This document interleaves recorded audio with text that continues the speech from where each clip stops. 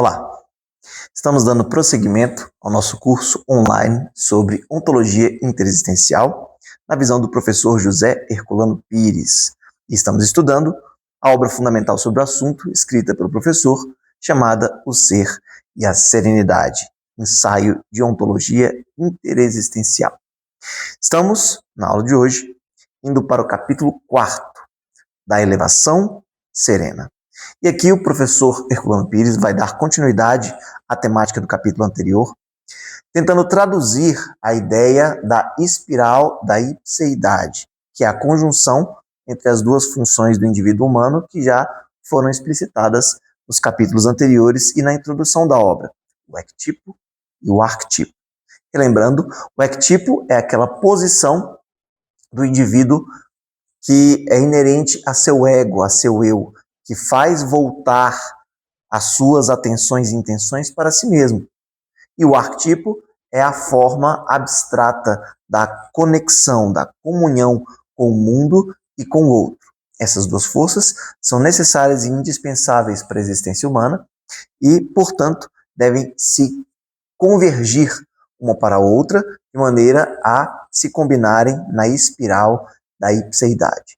O que acontece é que, como evolução da individualidade, nós começamos no desenvolvimento do ectipo, do nosso em si, e a partir disso nós desenvolvemos uma certa postura egóica ou solipsista que nos fecha as relações com o outro e, portanto, carecemos, em geral, de alcançar o nosso arquetipo, a conexão com as coisas e com as pessoas, que é o que nos permite, nessa conjunção entre um e outro, entre ectipo e arquetipo, alcançarmos o que ele denomina como espiral da ipseidade.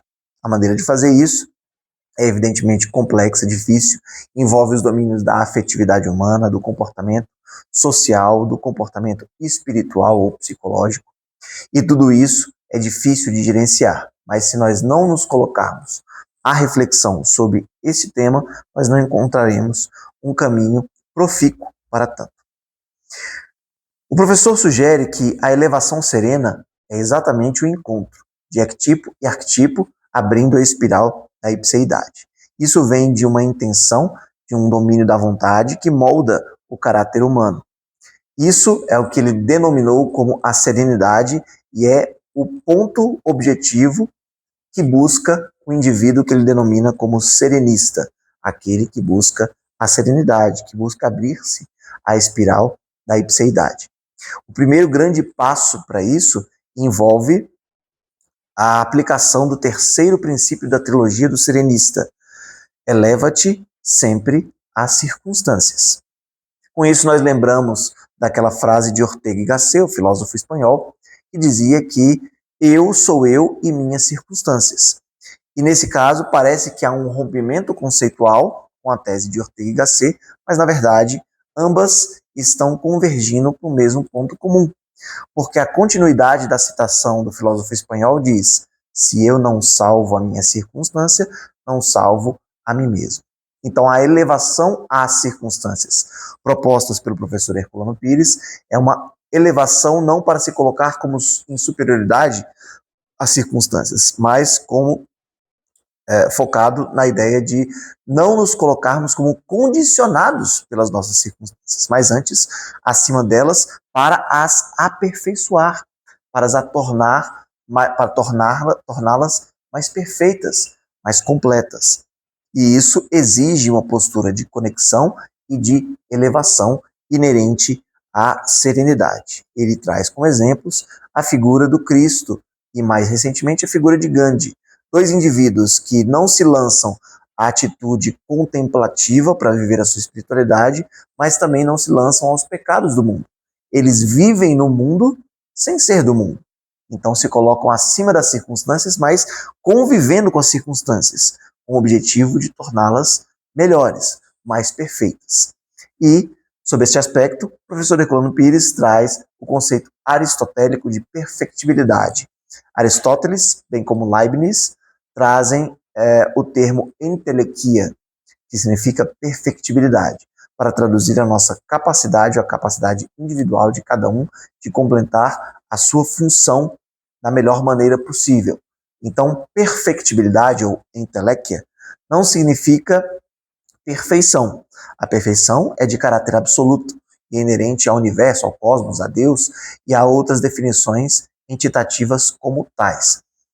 Mas a perfectibilidade ou a entelequia envolve a completude da posição momentânea que cada um tem, que cada um possua. Então existe a perfectibilidade inerente à planta, a perfectibilidade inerente à profissão que cada um abraça, à sua função, enfim, existem N tipos de perfectibilidades relativas às nossas posições, às nossas circunstâncias.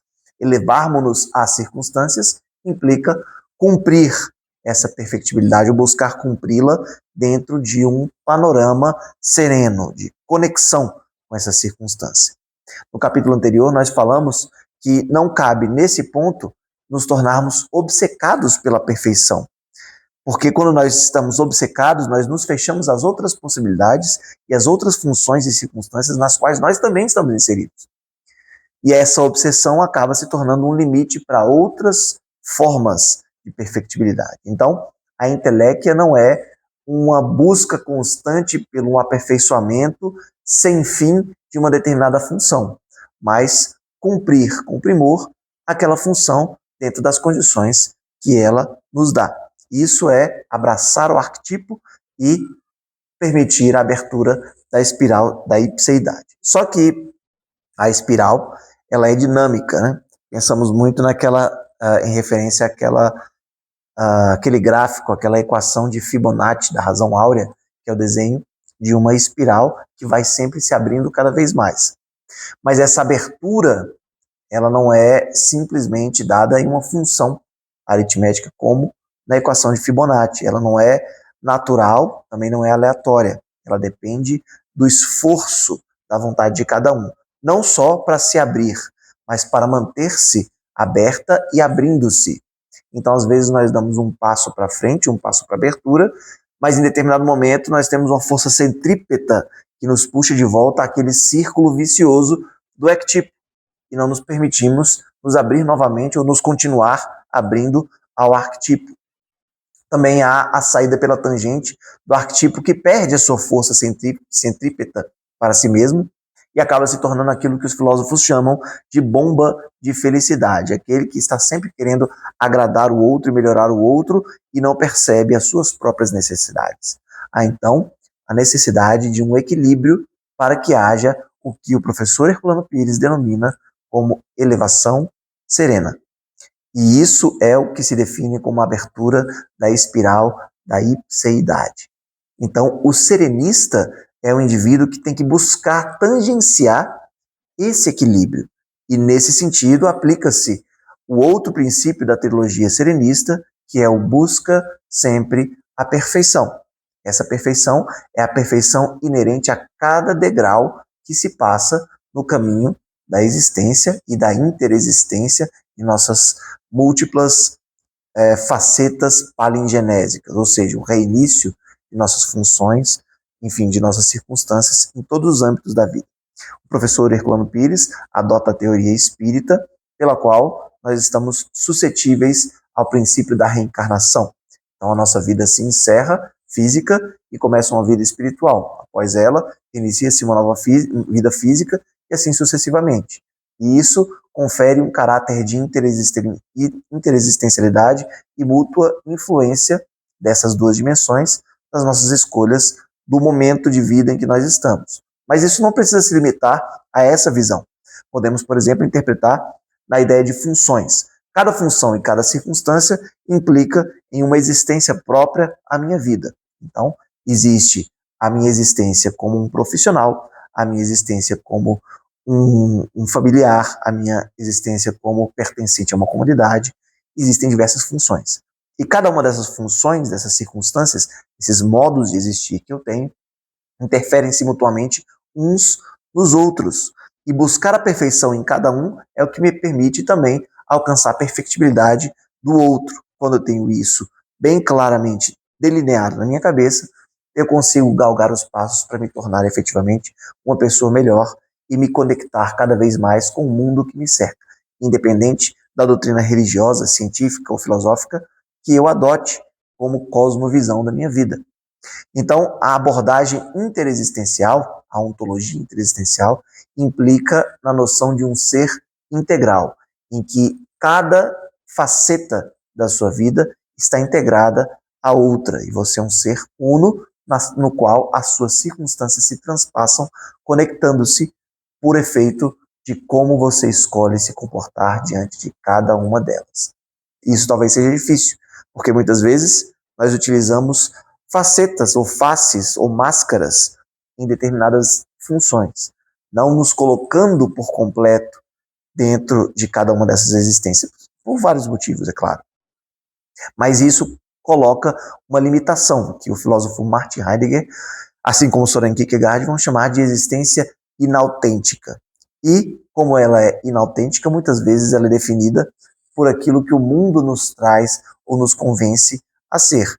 E isso dificulta que nós busquemos a nossa perfeição ou perfectibilidade em cada função e principalmente nos dificulta muito que nos elevemos a essas circunstâncias, buscando a nossa autenticidade interior e abrindo-nos a conexão com o mundo.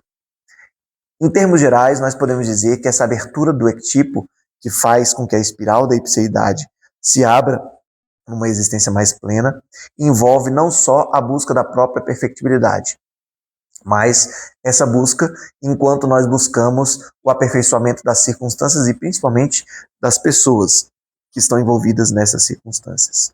É buscando melhorar o outro que eu melhoro a mim mesmo. Agora, é preciso estar em constante reflexão sobre os nossos posicionamentos na vida e buscar aquilo que Heidegger chamava de uma existência autêntica, justamente para que nós não incorramos no erro ou na ilogicidade de querermos convencer a todos que nos cercam a ter as mesmas opiniões que nós mesmos, que não é o paradigma pensado para o arquetipo, para a espiral da ipseidade, muito menos para o serenista.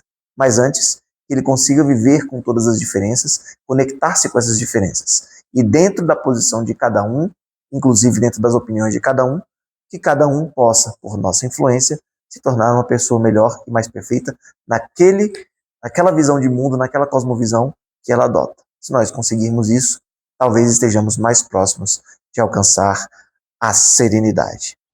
A partir daí, o professor Herculano Pires vai trabalhar novos conceitos para que nós possamos compreender de maneira um pouco mais prática como nós conseguimos construir filosoficamente e internamente essa noção da ontologia interexistencial de modo a permitirmos a abertura da espiral da ipseidade e o alcance da serenidade em nossas vidas para muito além do que uma simples meditação ou uma reflexão de filosofia zen pode nos levar, não menosprezando essas práticas que podem ser muito úteis nesse caminho.